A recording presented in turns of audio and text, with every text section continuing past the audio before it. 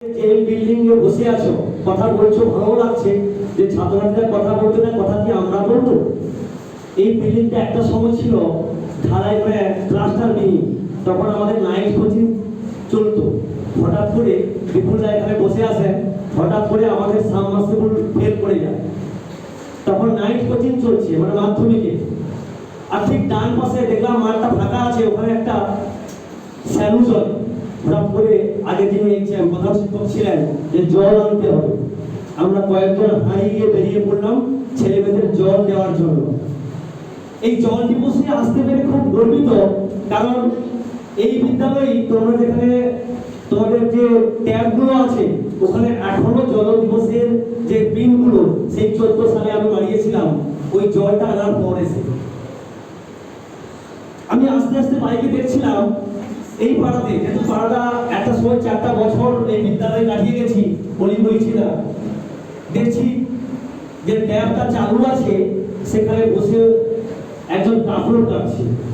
তোমাদের মনে হতে পারে জল তো সরকারের জল, আমি বলছি জল সরকারের নয়, জল হচ্ছে আমার, তোমার, আমাদের সকলের জল।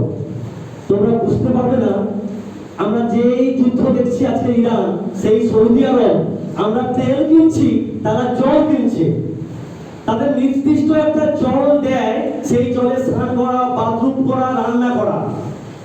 কিন্তু আজকে থেকে দাঁড়িয়ে আমরা কিন্তু জল অপচয় করছি প্রচুর পরিমাণে, কারণ আমরা জানি জল সরকারি। আমি বলছি জল সরকারের নয়, জল আমার, জল তোমার, জল সকলের। এখানে অনেকেই কথা শুনতে শুনতে বড় বড় হাত কাটছে, যাকে হাই বলি। এই হাইটা তোলার পর আমরা চোখে জল নেই, সেই জন্য জলকে মনে রাখতে হবে। আর জলকে মনে রাখতে হলে জলকে সঞ্চয় করতে হবে, জলকে সংরক্ষণ করতে হবে। আর জলকে যদি বাঁচাতে পারি, আগামী দিনে বিশ্বের যে তাণ্ডব হবে সেটা জল নিয়ে। তোমরা ভাবলে অবাক লাগে, সৌদি আরবের সঙ্গে আমাদের মুম্বাই থেকে আরব সাগরের নিচ দিয়ে সুদীর্ঘ একটা রাস্তা তৈরি হবে জলের নিচ দিয়ে। কি যাবে জানো? ওখান থেকে যেমন গ্যাস আসবে, যেমন ট্রেন চলবে, তেমন আমাদের থেকে জল যাবে।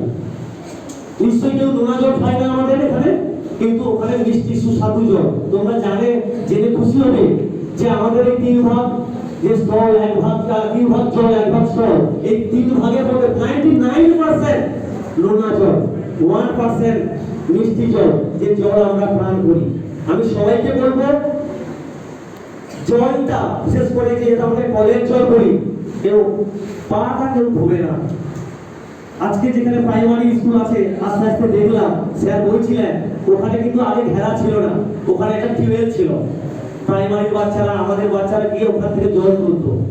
কিন্তু আজকে প্রযুক্তির দুনিয়ায় সেইটা তুলে দিয়ে এখন সাবমার্সিবল প্রত্যেকটা স্কুল বসিয়েছে, আমাদের স্কুল বসিয়েছে, মানে আমজাদনগর কথা বলছি।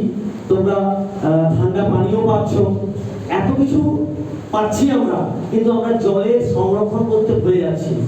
আমি সবাইকে বলবো, জলকে যদি আপন করতে পারো, আমরা কিন্তু আগামী দিনে আরো ভালো থাকবো। কারণ এখানে যারাই বসে আছি 80% বাড়িতে আমরা কি করি, ড্রাম জলের ড্রাম কিনে খাচ্ছি। বলছি ওই জলটাই হচ্ছে খুব দারুণ জল। আমি বলছি ওর মতো বিষাক্ত জল আর কেউ হতে পারে না। কারণ কি জানো? তোমরা এখানে কেউ জানো না, ওই জলের ড্রামে একটা ক্লোরিনের ট্যাবলেট মিশিয়ে দেয়, সেটা জাস্ট ফিল্টারে জলের মতো লাগে। আমার ভাবে দারুণ জল। ওই জলটা খেলে কিছুদিন পর পেট খারাপ, ক্যান্সারের মতো মারণ রোগ হতে পারে। তাহলে কোন জল? যদি তোমার বাড়িতে ফিল্টার বসাও, যেটা আমার বিদ্যালয়ে আছে, এইরকম যদি হয় তাহলে ভালো। ওই ড্রাম যুক্ত, আমার সব ড্রাম আমি খারাপ করছি না, কিন্তু গলিতে গলিতে জল বিক্রি হচ্ছে। তোমরা কেউ জানো না, তোমার মা বাবা জানে না যে জলটা কি ঠিক জল খাচ্ছি। এটা একটু বলার ছিল, জলকে তোমরা সবাই বাঁচাবে। আর একটা কথা, অনেকে হাসছো, এই হাসার ভাবে বলে দেই, এই হাসাটা ভালো, না হাসলে তো মানুষ পাগল হয়ে যায়। আমার কথায় মানুষকে হাসতে হয়, তাহলে পাগল হয়ে যায়।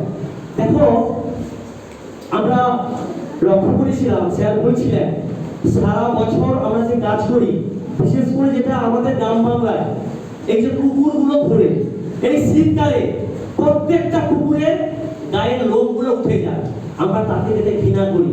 আমি বলছি না, ওরা যেহেতু ঠান্ডায় শুয়ে থাকে, শিশিরগুলো লোমে পড়ে, চুলগুলো উঠে যায়। আমি বলছি তোমাদের প্রয়োজন হলে স্যারেদের সঙ্গে যোগাযোগ করবে, আমরা ওষুধ দিয়ে দেবো, তোমরা সেই কুকুরের গায়ে কিন্তু দিলে ওই চুলগুলো ভালো হয়ে যাবে। যদি না পারো রুটি বা খাবারের সঙ্গে ওষুধ দিয়ে দিলে ওটা খেলেও ওই কুকুরগুলোর চুল কিন্তু গজে যাবে। তোমরা ভাবতে পারো, তোমরা ভাবলে খুশি হবে। একটা ছোট্ট ঘটনা, আমি আমার ল্যাবে যখন বসি, একটা কুকুর সবসময় আমার ল্যাবে ঢুকে যায়। এর কারণ কি জানো? আমি যে মুড়িটা খাই তার জন্য প্রতিদিন আমি অল্প করে মুড়ি রাখি।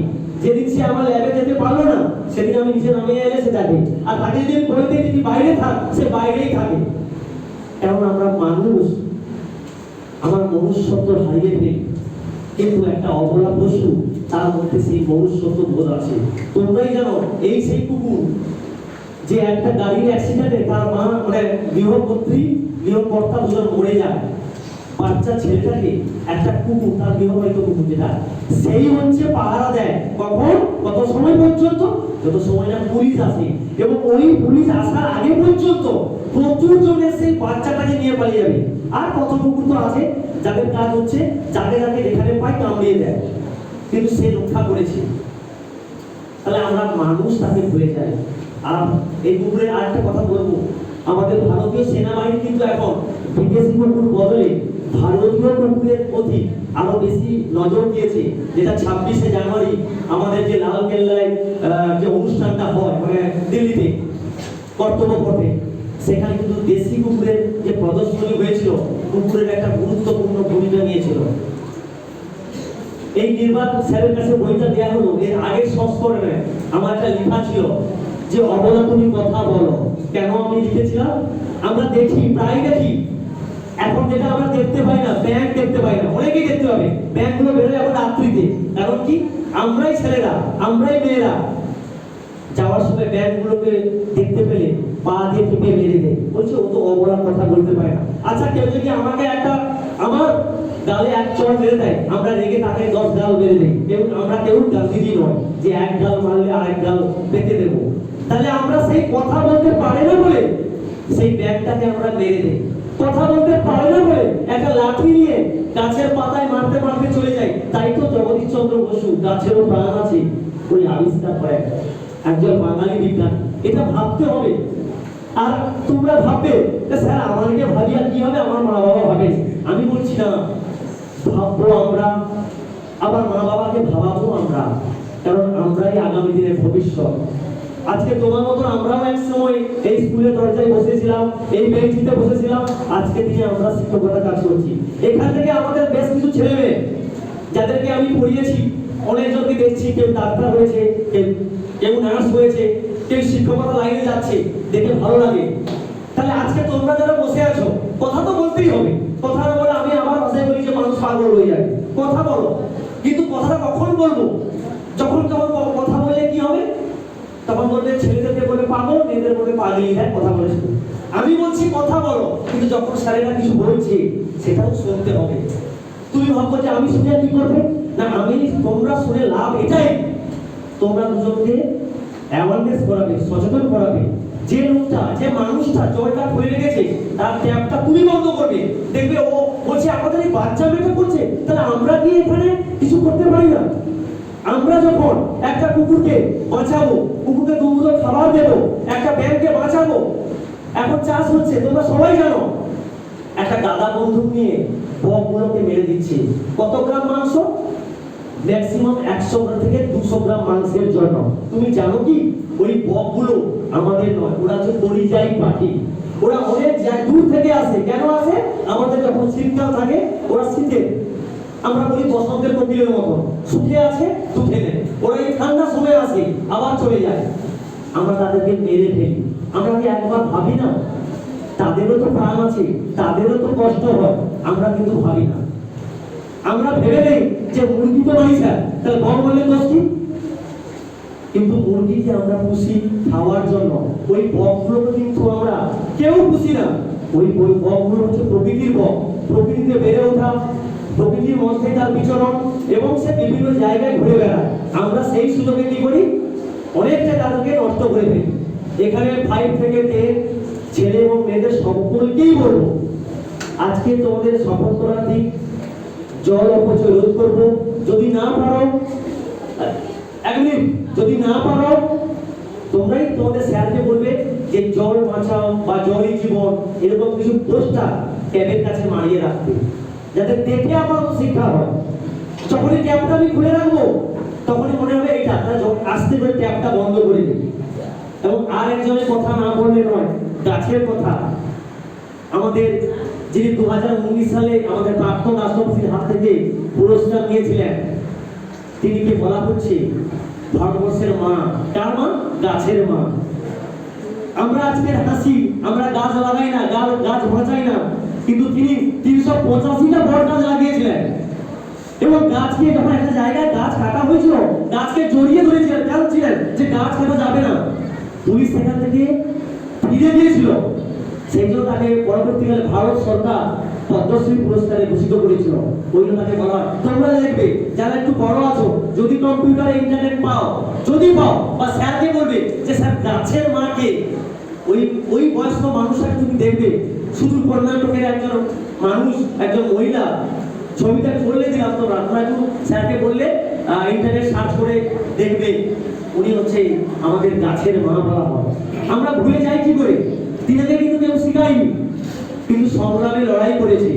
সেই লড়াই আমাদের করতে হবে, আমরাও করছি, নিজেদের বাঁচার জন্য লড়াই করছি।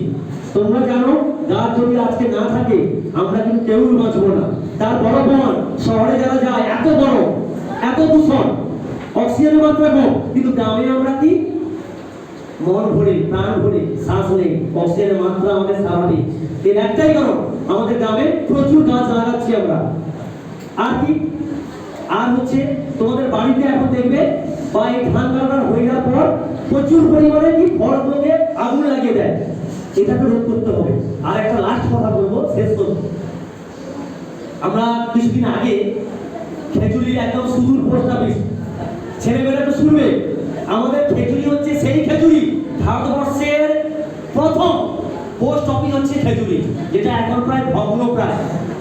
যদি কোনোদিন স্যার ম্যাডামরা আমার আন্দানগর স্কুল থেকে ট্যুর করে, আমি বলবো একবার খেজুরি থেকে ঘুরে আসতে। আমার এখানে হিরোবাবু বসে আছেন, একসঙ্গে হিরোবাবু আর আমি আর বিপুলদা আছে, আমরা গিয়েছিলাম খেজুরিকে দেখতে। কারণ কি? খেজুরির পুরানো বন্দর, খেজুরির পুরনো পোস্ট অফিস, সেই স্মৃতিটা কয়েকদিন আগে আমার স্মৃতির মেমোরি হিসাবে আমাকে দেখিয়েছিল, এই জন্য মনে পড়ে গেল। তুমি দেখলে সেখানে একটা ফরেস্ট অফিস আছে, একজন কচ্ছপ নিয়ে আসছে, এসে বলছে স্যার আমি যে কচ্ছপ দিচ্ছি, আমাদের কি দেবো, টাকা দেবো? আমি তো অবাক হয়ে গেলাম যে কচ্ছপ দিলে টাকা দিতে হবে। কচ্ছপকে পাচ্ছি, কার উপকার করছেন? আমার করছেন, আপনার করছেন, সমগ্র এই ভারতবাসীর করছেন। এখানে ব্যক্তিগত কারণ উদ্যোগ নয়, কিন্তু মানুষ তো তুমি জানো সোজা আঙুলে ঘি উঠে না, সেই জন্য পুলিশ প্রশাসন আছে। যদি বাড়ির পাশে কেউ সাপ মারে, তোমরা জানলে অবাক হবে, আমাদের এই হৃদরোগে আক্রান্ত হই, সেই সাপের বিষ থেকে সেই ওষুধটা তৈরি হয়, আমরা সাপকে ধরে বিক্রি করে দিই। আমেরিকা থেকে সেই ওষুধটা আসে, কত টাকা দামে? যে ওষুধটা 100 টাকা হওয়া কথা ছিল, সেটা 10,000 টাকা কিনছি। আমাদের বোকামিতে আমরাই বুঝি না, সাপ পড়ছে মেরে দেই। বিশেষ করে বর্ষাকালে তপসা তাকে বলি আমরা, প্রচুর গুরুত্বপূর্ণ কাজ আছে, ওই বিষ আমরা ভুলে যাই। এইগুলো হচ্ছে তোমাদের জানতে হবে। দেখো, অ্যাওয়ারনেস করলাম, একদিন একটা ফেস টাঙালাম, একটু বক্তব্য দিলাম, তোমরা শুনলো, ক্লাসরুম বাড়ি যাওয়ার পর বললো ও পরে পরে আমার এখান থেকে ঢুকে সেখান থেকে বাড়ি যাবো। আমি বলছি না, তুমি বুঝতে পারছো না। আজকে যারা হাসছো, আজকে যারা ভাবছো, এগুলো বোঝার দরকার নেই। আমি বলছি তোমার বাড়িতে বাবা মা আছে, তাদেরও যদি এরকম সমস্যা হয়, তখনই বলতে পারে যে বাবা এই যে হৃদরোগের আক্রান্ত, ওষুধটা সাপের বিষ থেকে হয়, আর তুমি কয়েকদিন আগে সাপটাকে মেরে দিয়েছিলে। সাপের কাজ কি? তোমরা সাপ মারবে না, খবর দেবে, বন দপ্তর এসে লোক এসে নিয়ে যাবে। কেউ কম মাসে গাড়া বন্দুক দিয়ে তোমাদের কাজ হবে, টুকটাক টুক করে ফোনটা করবে তোমাদের স্যারকে, যে স্যার অমুক জায়গায় পাখি মারছে, বন দপ্তর থেকে লোক আসবে। এবং এলাকার সিভিল পুলিশকেও যদি বলো যে অমুক জায়গায় বম মারছে, বন্দুক নিয়ে সাপ মারছে, সঙ্গে সঙ্গে থানার সঙ্গে সরাসরি যুক্ত থাকে, তোমার নাম গোপন থাকবে, তোমাকে পুরস্কার দেওয়া হবে একটা গাছ উপহার দিয়ে। এটাই তো আমাদের সচেতনতা, আর এটাই আমাদের এইখানে আসার সার্থক। আর একবার সকলকে এই আমজানগর আশুতোষের উমেশ শিক্ষা সদন এই বিদ্যালয়ে আমাদের আছেন ঋষি বাবু, রমণ বাবু, অমিত বাবু, আছেন মন্টোষ বাবু, আছেন কালীপদ মান্ডি বাবু, আমার প্রিয় বিপুলদা বিশুদা এবং বিন্দি বাবু আছেন এবং ম্যাডাম আছেন। সকলকে আমার পক্ষ থেকে আরেকবার অনেক অনেক আন্তরিক শ্রদ্ধা জানাই। আর যার সঙ্গে অত মানে কি বলবো, প্রতিনিয়ত কথা হয়, তোমাদের সকলের প্রিয় ভারপ্রাপ্ত প্রধান শিক্ষক মহাশয় দেবব্রত স্যারকে আমার পক্ষ থেকে অনেক অনেক শ্রদ্ধা, ভালোবাসা এবং প্রণাম জানাই। নমস্কার।